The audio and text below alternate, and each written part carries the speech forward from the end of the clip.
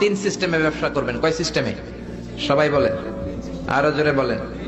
এক নাম্বার হচ্ছে মুশারাকা system. মুশারাকা, partnership. আমি আপনি শেয়ার, তিন চারজন মিলে শেয়ার, আমার টাকা আপনার টাকা, আর দুজনে মিলে ব্যবসা করব। আমার যদি ধরেন 4 লক্ষ টাকা হয়, আপনার যদি 6 লক্ষ টাকা হয়, তাহলে যেই লাভ হবে তার 60% নেবেন আপনি, 40% নেব আমি। লসও যদি হয় 60% আপনার উপর, 40% আমার উপর। এই ব্যবসাকে বৈধ করেছে কে? আরো জোরে বলেন না। দুই নম্বরে হচ্ছে আল মুদারাবা। মুদারাবা ও বৈধ। মুদারাবা মানে হচ্ছে আপনার টাকা আমার শ্রম। আল্লাহ আমারে কোনো টাকা দেয় না, আমি মিসকিন, আমি ফকির, আমি দেব শ্রম, আপনি দিবেন টাকা।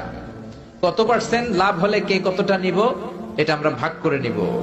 কিন্তু লস হলে আমার কোনো লস নাই, কারণ আমার শ্রম আপনার টাকা, আমি যে খাটছি এটাই তো আমার লস। ঠিক কিনা? কথা বলেন। আর টাকা যেহেতু আপনার, পুরো লস নেবেন আপনি। এই সিস্টেমও ব্যবসা যায়। তিন নাম্বার হচ্ছে আল মুরাবাহা। বুঝার চেষ্টা করেন। আমার ঘরে ফ্রিজ নাই, ফ্রিজের দাম 1 লক্ষ টাকা। কয় লাখ টাকা?